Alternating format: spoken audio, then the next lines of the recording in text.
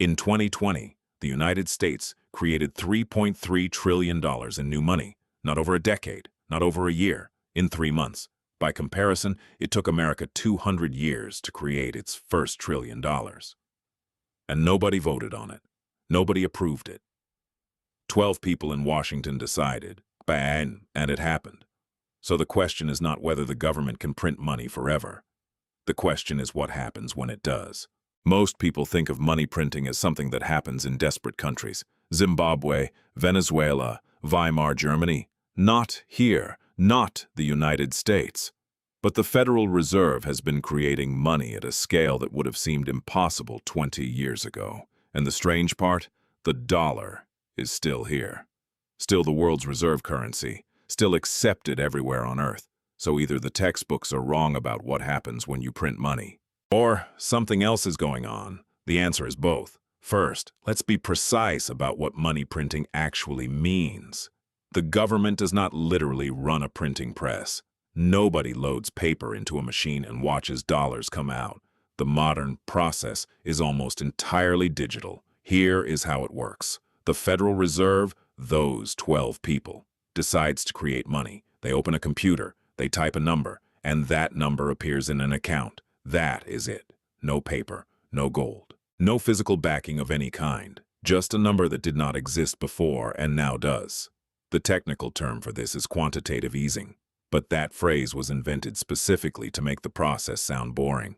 What it actually means is the government creating money from nothing and using it to buy things. Specifically, it buys government bonds and mortgage-backed securities from banks. The banks receive new money.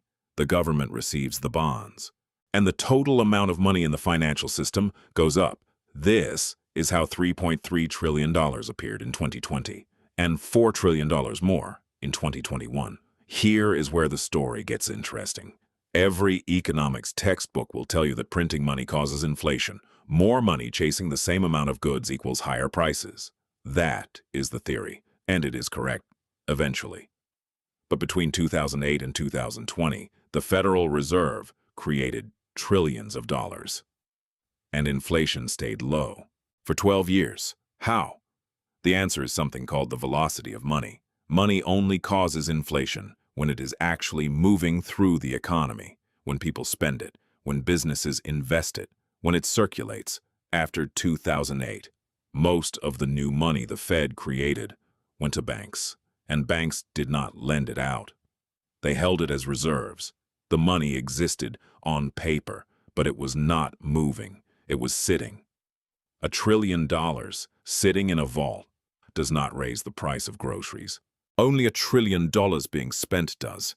This is why inflation stayed low for so long after 2008. The money was created, but it was trapped. Then 2020 happened. The government did something different. Instead of giving money to banks, it gave money directly to people. Stimulus checks, enhanced unemployment benefits, paycheck protection loans. The money went directly into the economy, directly into spending. And this time the velocity was high. People spent the money. Businesses received it and paid workers. Workers spent it again. And suddenly, a lot more money was chasing the same amount of goods. By 2021, inflation was at 7%. By 2022, it hit 9.1%, the highest in 40 years. The textbooks were right. It just took a different kind of money printing to prove it. So if money printing causes inflation, why does the dollar keep surviving? Why is it still the world's reserve currency? Why does every country on Earth still accept it? The answer comes down to 3 things. First, trust. The dollar has been the world's dominant currency since 1944. 70 years of global trade settled in dollars builds an enormous amount of inertia. Even if people are skeptical, they use dollars because everyone else uses dollars. Second, oil. Since 1974, global oil has been priced in dollars. This means every country that needs oil, which is every country, needs dollars. We covered this in a previous video on the petrodollar. The demand for dollars is baked into the structure of global energy. Third, alternatives. The euro has its own problems. The yuan is controlled by a government most countries do not fully trust. Gold is impractical at global scale. There is no better option and ready to replace the dollar today. So the dollar survives, not because it is perfect. It survives because it is the least bad option available, and because the alternatives are either not ready or not trusted. But this equilibrium is not permanent.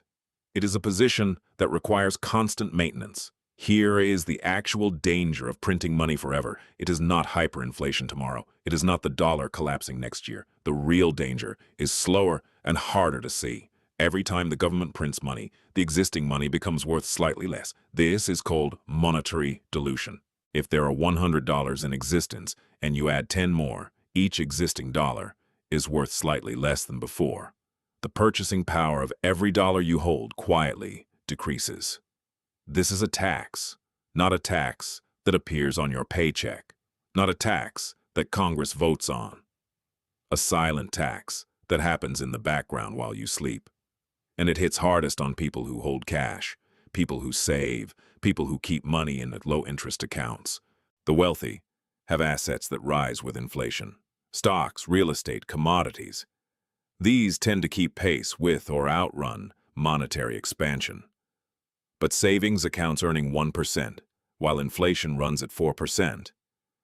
That is a guaranteed loss in purchasing power. Every year, the second danger is dependency. Once an economy gets used to cheap money, low interest rates, easy credit, stimulus, removing it is painful. We saw this when the Fed tried to raise rates in 2022. SVB collapsed. Other banks wobbled. Markets fell. The economy had become addicted to easy money, and withdrawal is always painful. So can the government print money forever? Technically, yes. There is no law of physics preventing it. No automatic mechanism that forces a stop. But forever has a cost. Each dollar created dilutes every dollar that already exists. Each stimulus makes the next one harder to remove. And somewhere, nobody knows exactly where, there is a line, a point where trust in the dollar weakens enough that the whole system shifts. We have not hit that line yet, but the distance to it is shorter than most people realize. So here's the question I want to leave you with. If the government has been quietly taxing your savings through inflation, did you consent to that? That answer matters more than most people think. Subscribe if you want to keep following where this goes. Because the next video is about the people who benefit most from this system, and it will surprise you.